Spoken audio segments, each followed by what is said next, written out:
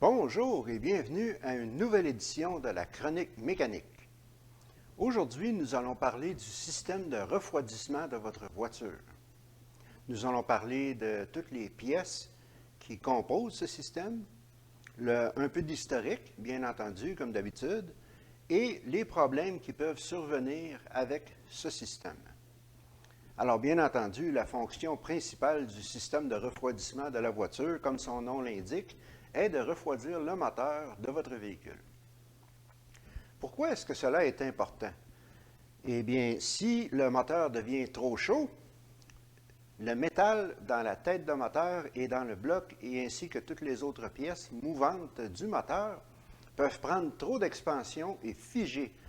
Et à ce moment, eh bien, votre moteur est ruiné, il faut le changer, il a surchauffé. Vous pouvez aussi avoir des problèmes de tête de moteur craquée, de pistons figés et toutes sortes d'autres ennuis très coûteux. Il vaut la peine donc d'entretenir votre système de refroidissement. Aussi, si le moteur ne devient pas assez chaud, cela peut causer d'autres problèmes, moins sévères, mais par contre, vous allez avoir des problèmes de moins d'économie d'essence, moins d'efficacité, moins de puissance. Car les moteurs d'aujourd'hui sont conçus pour fonctionner à une température spécifique pour avoir le meilleur rendement possible. En général, cela se situe aux alentours entre 90 et 100 degrés centigrades.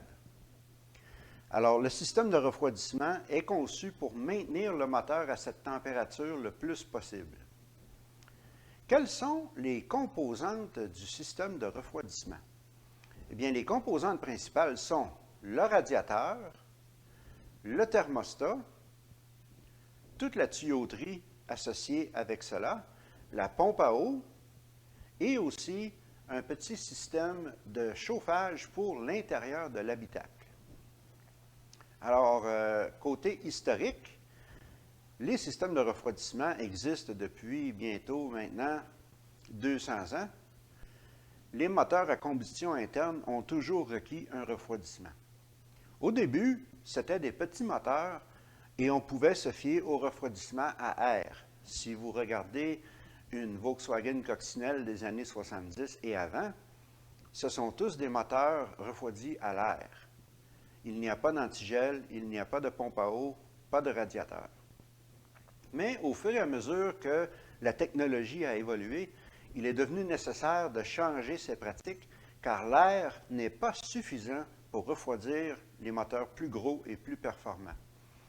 Un petit peu d'historique sur les radiateurs. Qui a inventé le radiateur? Eh bien, je vous le donne en mille, une fois de plus, ce sont les Allemands, c'est Carl Benz qui a conçu le premier radiateur à la fin du 19e siècle. Et après, ce système a été adopté par toute l'industrie automobile.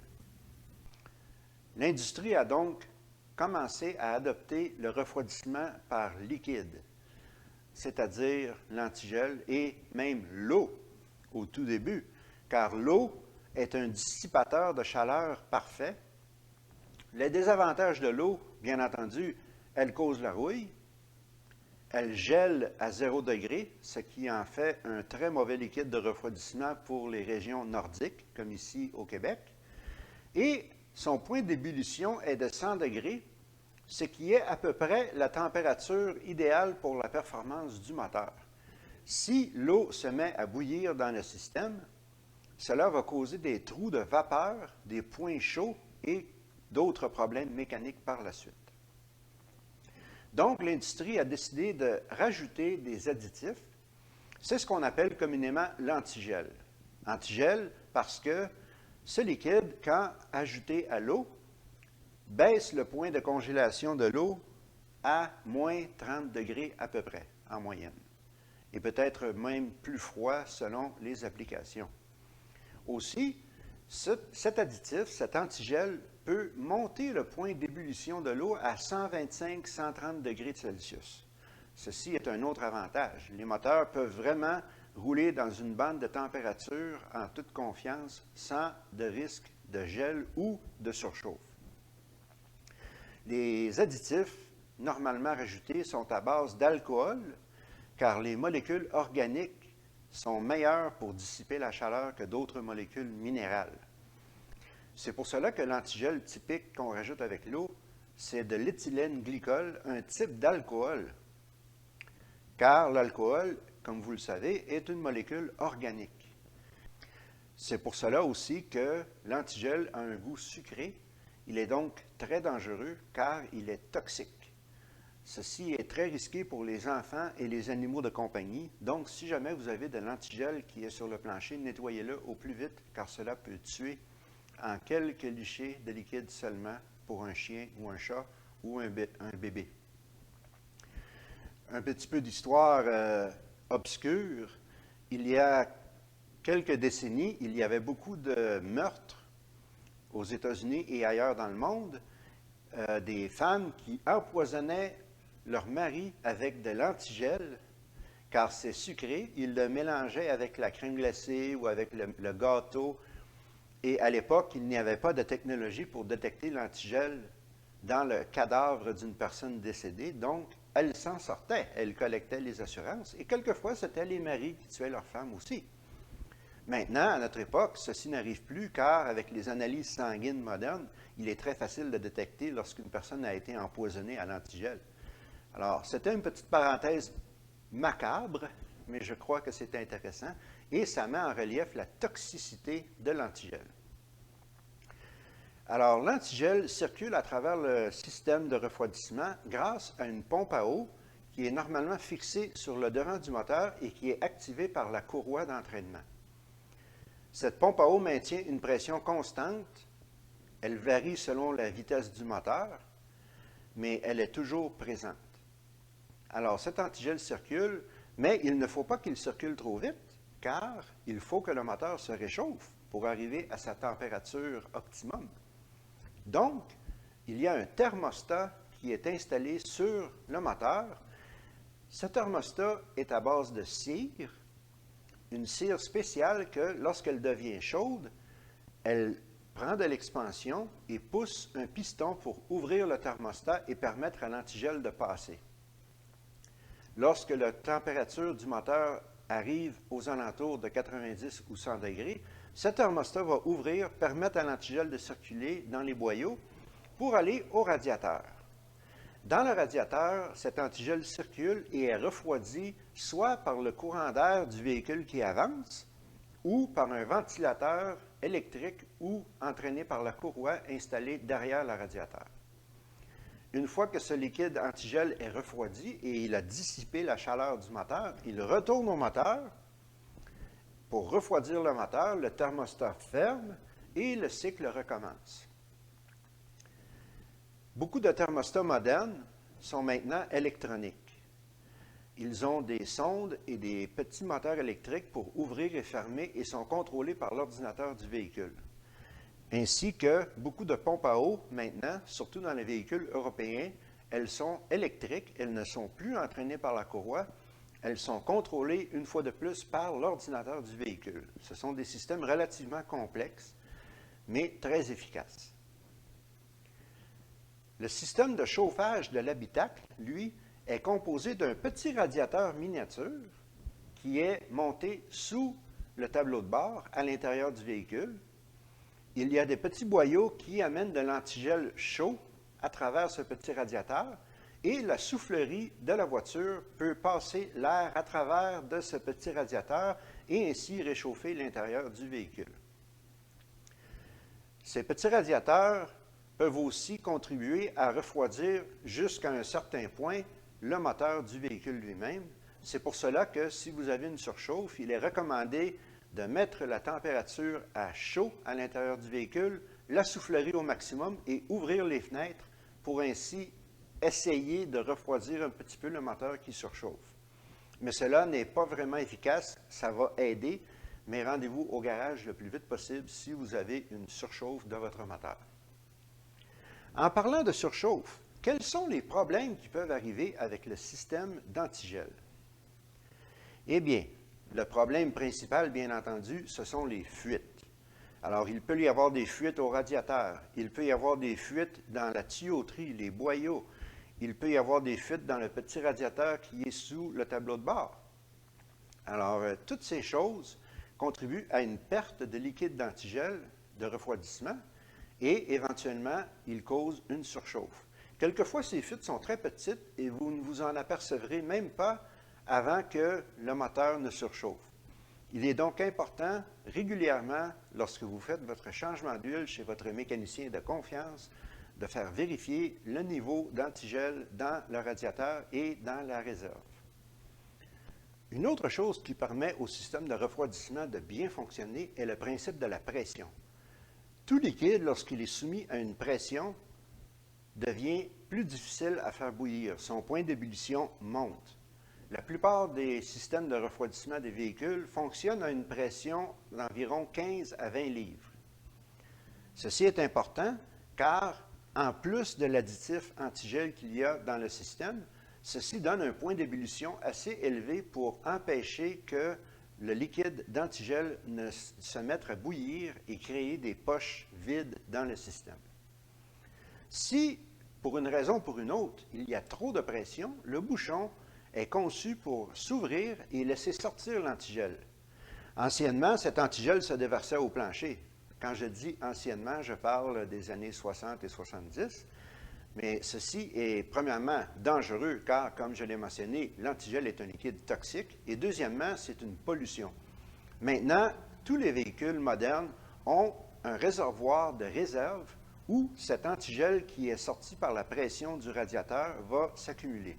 Lorsque vous éteignez le véhicule et que le système se refroidit, ce liquide est à nouveau sorti de la bolle de réserve pour retourner au système de refroidissement. C'est pour cela que sur le réservoir de réserve, il y a toujours une ligne froide et une ligne chaude. Lorsque le véhicule est froid, regardez ce réservoir de réserve. Si le niveau d'antigel est plus ou moins à la ligne froide, tout est normal. Si la bolle de réserve est vide, il y a peut-être une fuite dans le système à quelque part. D'autres problèmes qui peuvent survenir dans le système d'antigel, c'est des pompes à eau qui font défaut, c'est-à-dire que même sans avoir de fuite, la pompe à eau ne fait plus son travail, donc le moteur surchauffe car l'antigel ne circule plus à travers le système. Un thermostat aussi peut faire défaut. Anciennement, les thermostats avaient tendance à faire défaut en position fermée, ce qui causait une surchauffe catastrophique du moteur. Les thermostats plus modernes sont conçus pour faire défaut en position ouverte. Donc, au moins, même si le moteur ne se rend pas à sa température normale, il ne surchauffera pas. Dans votre tableau de bord, il y a un indicateur de température. Certains véhicules modernes n'ont plus cet indicateur, ils n'ont qu'une lumière qui allume rouge avec un petit symbole de thermomètre pour indiquer une surchauffe. Ceci peut vous trahir, car ces systèmes fonctionnent avec une sonde qui est installée sur le moteur et qui trempe dans l'antigel. Si vous avez une fuite d'antigel et qu'il y a des poches d'air dans le système, cette sonde ne trempera plus dans l'antigel et elle pourrait vous donner de fausses lectures. Alors, vous pourriez avoir une surchauffe du moteur sans même le savoir, sans même comprendre qu'est-ce qui s'est passé. Une fois de plus, faites vérifier votre système à chaque changement d'huile chez votre mécanicien de confiance pour éviter ce genre d'ennui. Il y a quelques décennies, vous avez sûrement vu, si vous êtes assez vieux, des véhicules qui avaient un carton ou une couverture sur le devant du radiateur, surtout les gros camions. Et en hiver. Alors, pourquoi est-ce que cela était fait à cette époque? Eh bien, le problème était que les systèmes de refroidissement étaient moins efficaces. Donc, l'hiver, les moteurs ne réussissaient jamais à se rendre à une température de fonctionnement optimale. Ils restaient froids car le thermostat ouvrait trop vite et les véhicules circulaient sur la route à des températures de moins 10, moins 20, moins 30 degrés Celsius. Le moteur ne parvenait pas à se réchauffer.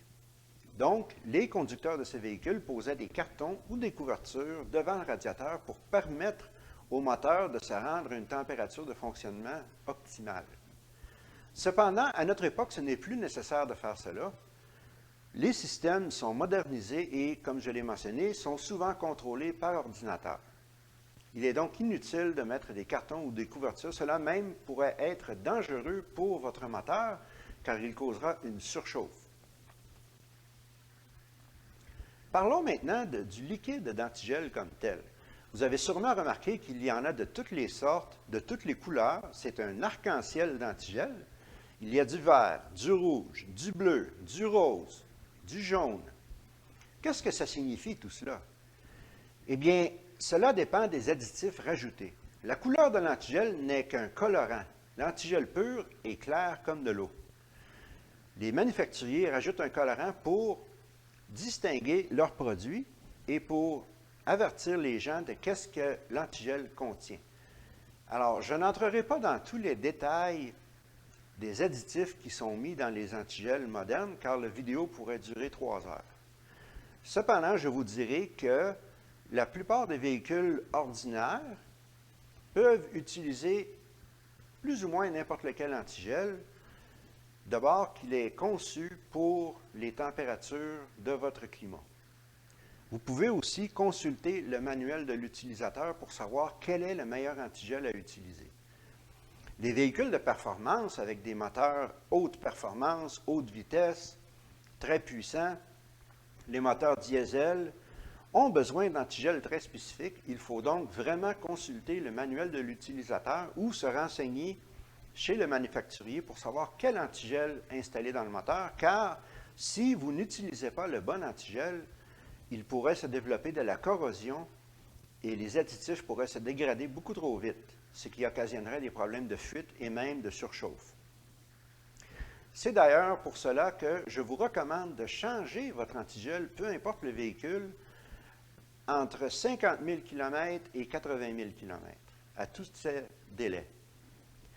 Car les additifs dans l'antigel ont tendance à se dégrader avec le temps, comme n'importe quel autre liquide, et ne fournissent plus la protection aux composants du moteur, surtout la protection anti-corrosion. Vous savez, dans un moteur, il y a de l'aluminium, il y a de l'acier, il y a du plomb, il y a toutes sortes de métaux qui sont mélangés ensemble dans ces composantes mécaniques. Elles peuvent réagir lorsqu'un liquide les touche en faisant de la corrosion galvanique, c'est-à-dire une réaction électrique qui va corroder très rapidement ces métaux. C'est pour cela que dans les antigels modernes, il y a des additifs anti-corrosion, anti-galvaniques. Si ces additifs se dégradent, vous pourriez en souffrir les conséquences. Alors, faites vérifier votre antigel pour être sûr qu'il a encore ses propriétés de protection de température et anti-corrosion. Sinon, faites-le changer, peu importe le millage. Il y a aussi d'autres systèmes de refroidissement dans votre véhicule qui ne sont pas nécessairement reliés au système de refroidissement du moteur, mais qui aussi sont importants. Il peut y avoir des radiateurs pour la transmission, pour le système de servo-direction et pour l'huile moteur même. Tous ces radiateurs sont normalement posés devant le véhicule, devant le radiateur principal d'antigel. Quelquefois, les passages de ces refroidisseurs passent directement dans le radiateur et sont refroidis par le liquide d'antigel lorsqu'il est refroidi par le radiateur. Il est très important de vérifier ces systèmes avec toute cette tuyauterie associée, car, encore là, vous pourriez avoir des fuites et si les systèmes se bloquent, des surchauffes de votre transmission ou de votre système de servo-direction. Alors, ceci conclut la vidéo pour aujourd'hui. J'espère que vous allez trouver cela intéressant. La semaine prochaine, nous parlerons d'un autre système de votre véhicule. Et d'ici là, je vous souhaite bonne route et soyez prudents.